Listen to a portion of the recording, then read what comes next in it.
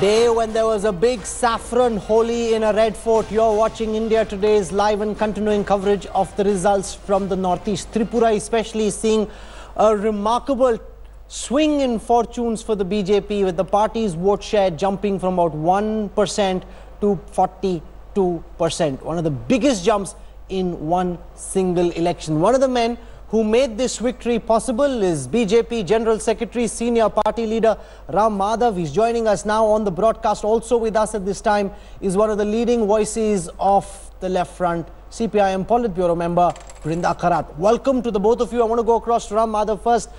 Mr. Madhav, congratulations on this big victory. Can you explain how you made this 180-degree turn happen from a party which had 1.5% vote share to a party that picked up 42% of the vote share?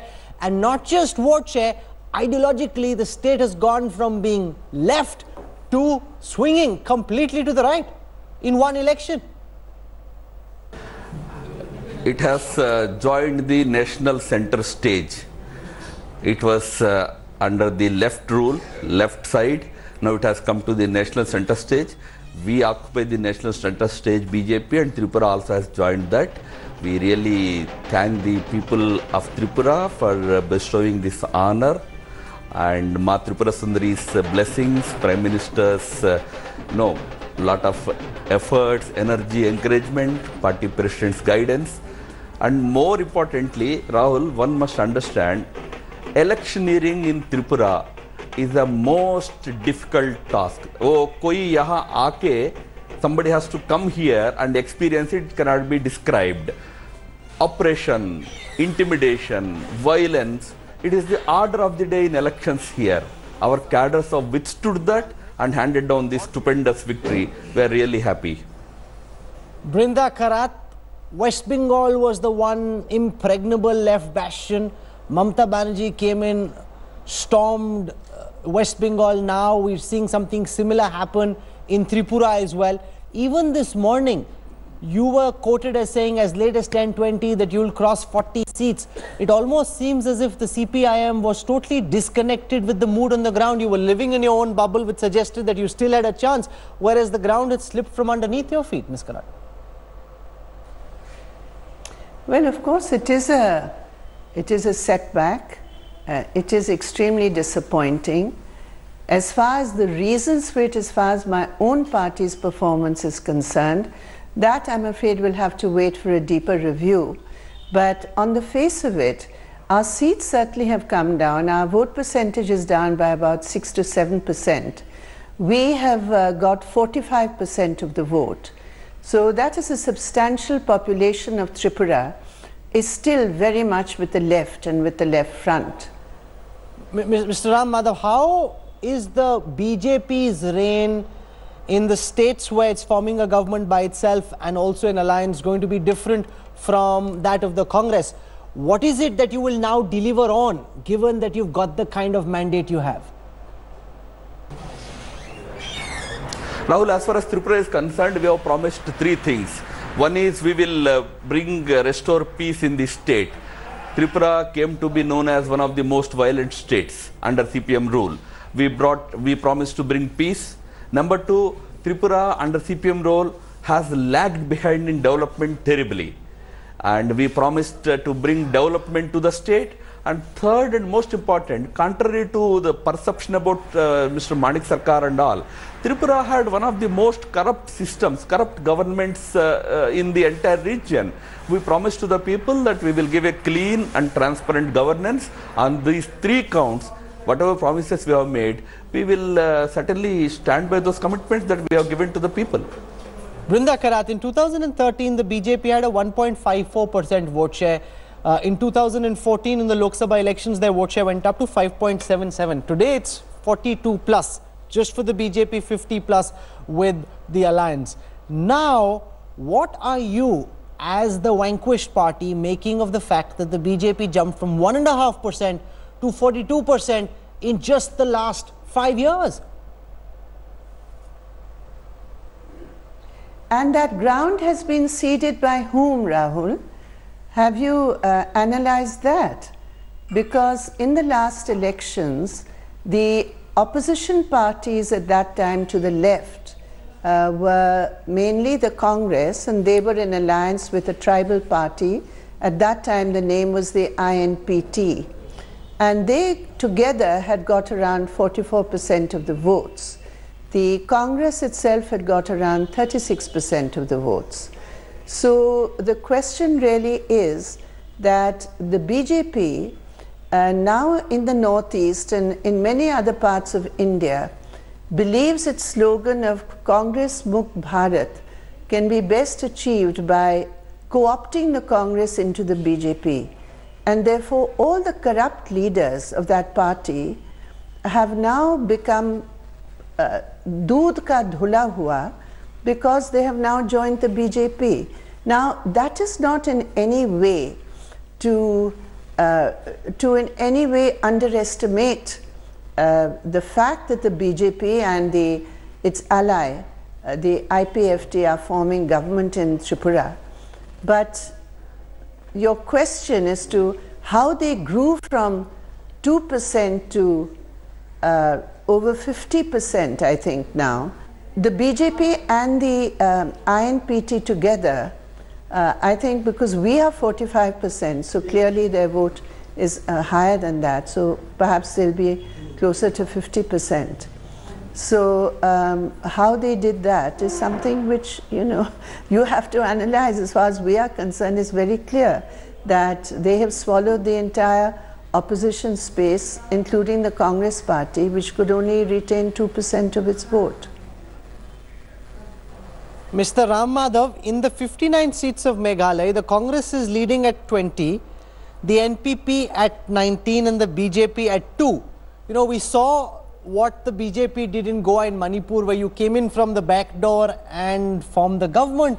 There are concerns whether something similar will be attempted. We're seeing already noises from Kamal Nath, from Ahmed Patel saying that they're confident that they can form the government. Do you believe you will find some jugadu way of forming a government, or do you think the Congress, because it's the single largest party, should really be allowed to form the government in Meghalaya? Best of luck to them. I mean, as an important party, we also will make our efforts, because we see the mandate as a rejection of the current Congress government. Ram Madhav, Ahmed Patel is there, Kamal Nath is in Shillong. They're trying to find a solution, because they're saying we've learnt our lesson from what happened in Goa and Manipur, and this time we will not allow the BJP to come in through the back door or the side window.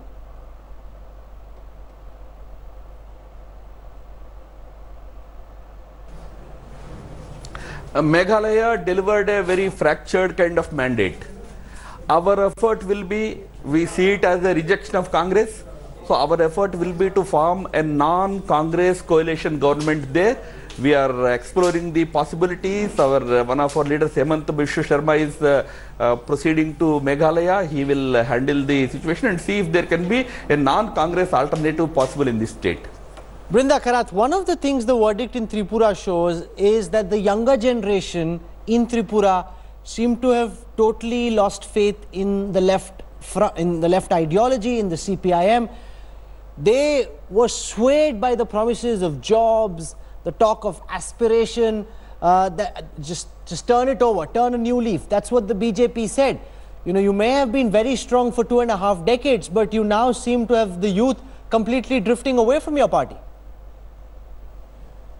Well, I think we have to certainly take into account the youth factor. There's absolutely no doubt about it. But as I said, it would be too quick to jump to such conclusions that, we have lost the youth. How would we get 45% of the vote in Tripura if that were totally true?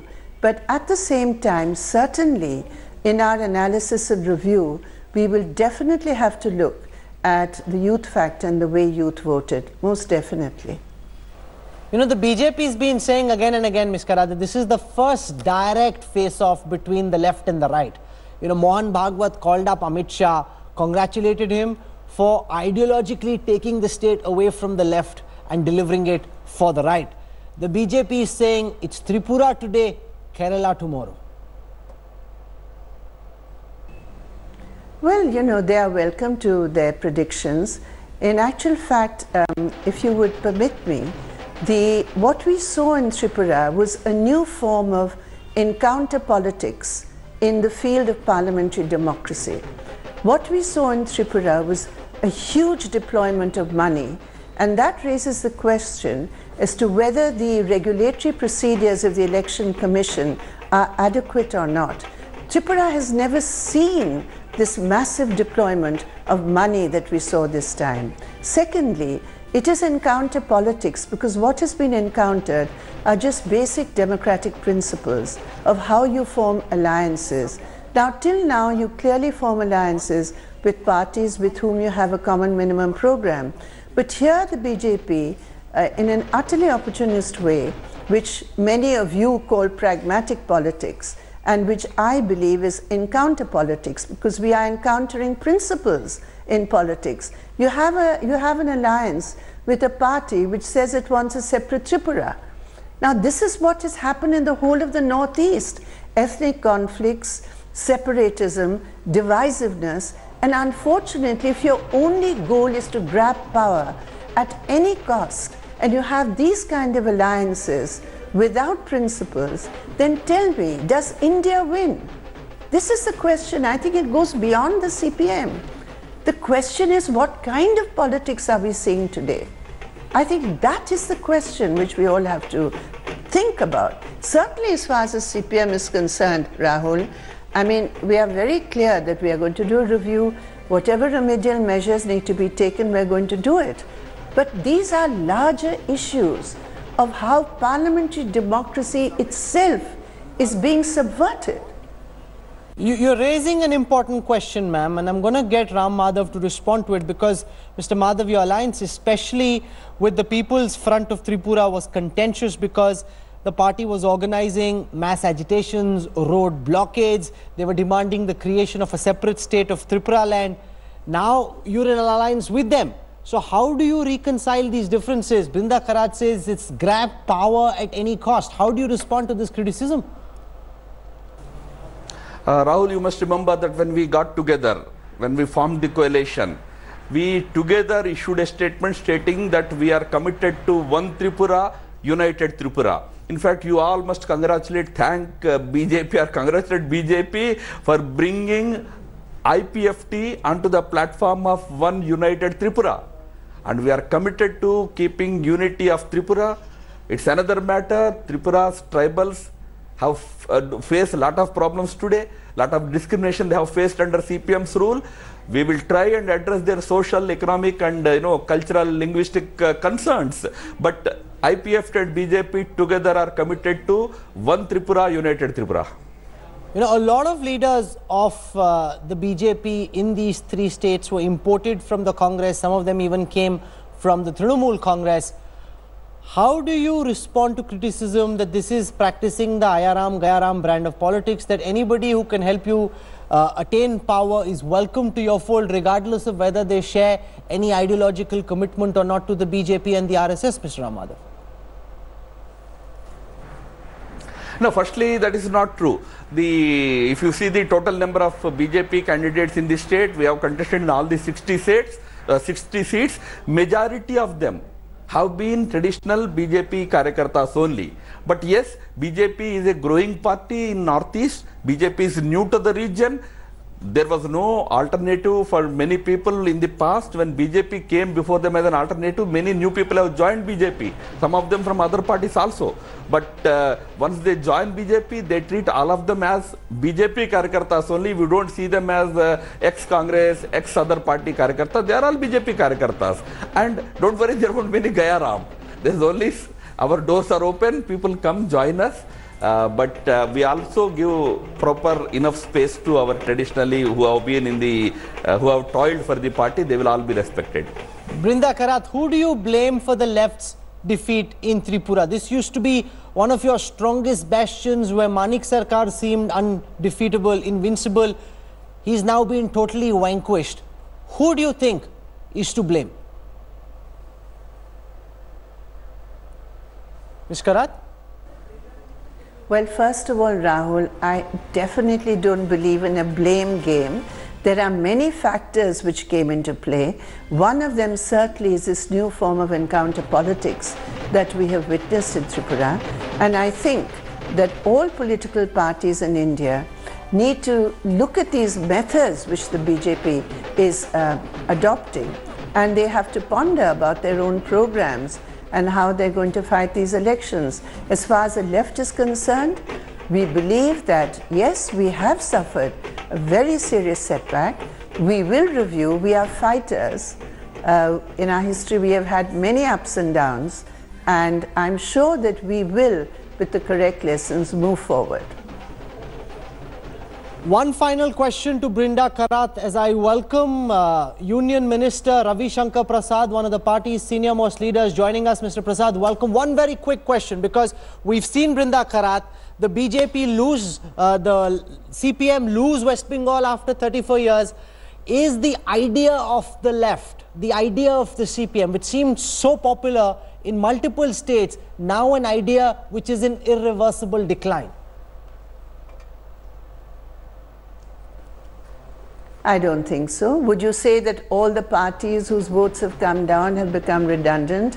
And would you say that what India needs is a one-party system? I think these questions are not correct, because I think the left is the force which challenges the BJP on all the grounds. And I believe that the defeat in the state of Tripura certainly does not make left politics or communists or the principles we represent and the principles and movements that we lead redundant. Definitely not. Mrs. Brinda Karat and Ram Madhav for joining us on India Today. Thank you very much. That was the big left versus right face-off live here on India Today. I want to go across to Ravi Shankar Prasad. Mr. Prasad, welcome to India Today. Brinda Karat, they're insisting that this is an electoral defeat. It's not the end of the left. Do you believe that with Tripura gone, the beginning of the end of the left has begun?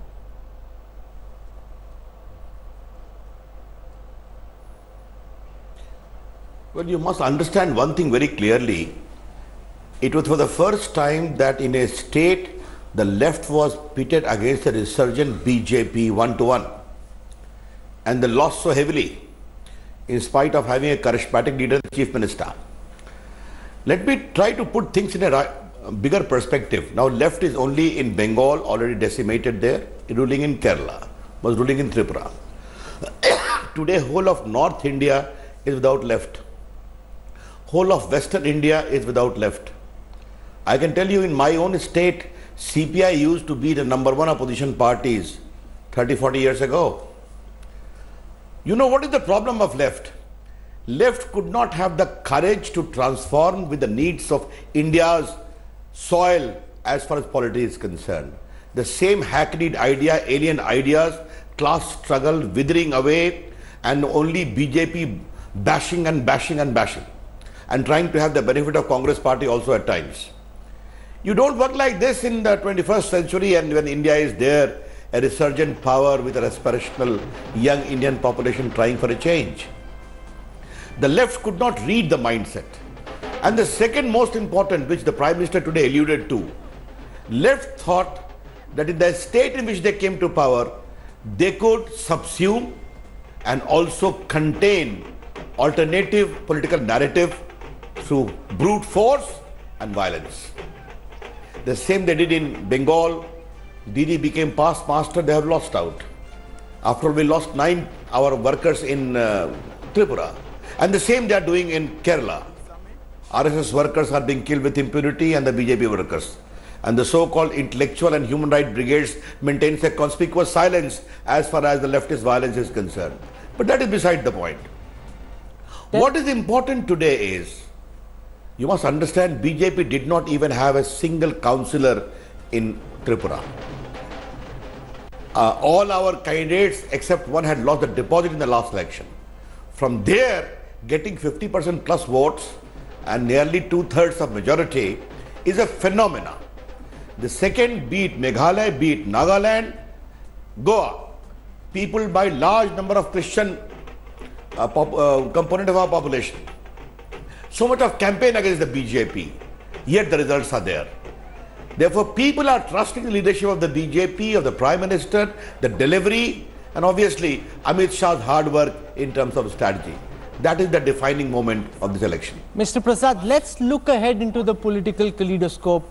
Do you believe what happened in Tripura can happen in Kerala, or would that be too much to ask for? The BJP also didn't do particularly well in Orissa and West Bengal.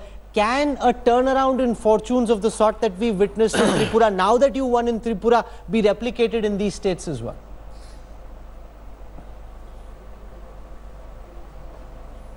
Obviously, it will have impact in Kerala, it will have impact in Bengal. In fact, tomorrow itself I am going to Kerala for a different function altogether. And I can share with you, Rahul, that the Deepam magazine of the Christian community, they are having their annual function. And they've invited me to be their lead speaker on their annual day. I'm going there. We are having new resonance, new acceptability. But you must understand one thing. And that is very, very important to be appreciated. Congress is vacating the space after a space after a space. The minority communities, the Christian communities and others were always meant to perceive BJP to the blinkle eyes of our opponent from the 50s and 60s and 70s and 80s. Now they are seeing BJP perform. BJP ruling in 20 states of India. And they are seeing BJP's agenda of development is vastly different. Today, Rahul, I can tell you, under the leadership of our Prime Minister, the way we have been able to bring poor into our fold with schemes like Jan Dhan, with a scheme like Mudra. And Rahul, I would like this to share on your channel. As an IT Minister, I am promoting BPO in small towns of India. It has started operating in Kohima, in Imphal. Kohima BPO is getting orders from Australia. It started in Guwahati. Arunachal scheme you must have there. Now even in Dibrugarh, apart from Patna, Samastipur, Gaya, Jahanabad, Devariya, etc., a BPO movement in small towns is becoming a big movement. But I am also looking after 5 states of Northeast. And whenever I go, be it Silchar, be it Kokrajhar, Lok Sabha seats, sir, I want a BPO. And I am so impressed to see this new digital aspiration even in a Bodo land of Kokrajhar. I was there traveling extensively, Rahul, and I would like to share this on your channel. Now, Atalji's 6-lane, 4-lane has become a big success in Northeast. 50 kilometers was left out. And the only question they asked me, sir, ye kab banega? The narrative is changing of Northeast. They realize BJP can deliver, and I think you are seeing the result, what is happening in Tripura or Meghalaya or Nagaland. You know, somehow since the time Prime Minister Modi has taken power, has assumed power, flanked by his general Amit Shah, every election is do or die. The next big election is Karnataka, where the Congress has Chief Minister Siddaramaiah, who's a relatively popular regional stalwart. Do you believe that's going to be a big challenge? There's also multiple terms of anti-incumbency to deal with in states, particularly Rajasthan, Madhya Pradesh, Chhattisgarh. You know, that map of India which we have on our screen shows a sweep from earlier just being in the heartland and being in the west, now ruling the sweep of India, the vast spread of India. Do you think that these elections are going to be real challenges for the BJP, Mr. Prasad?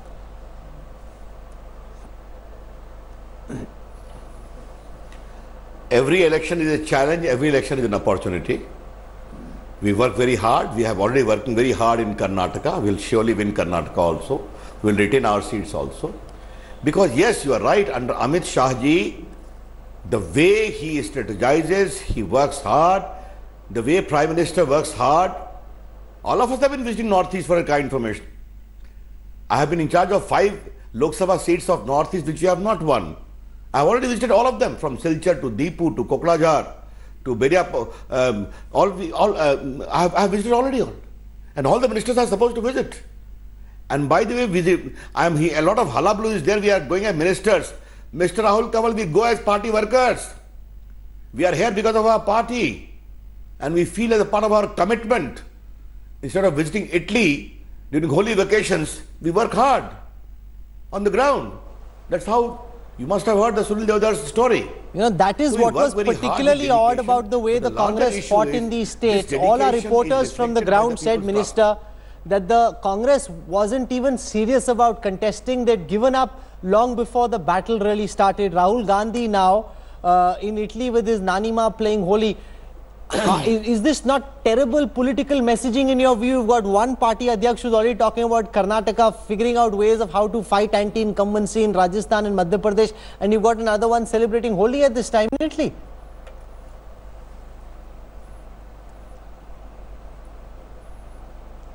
Well, I have no problem Rahul Gandhi celebrating Holi with his nani.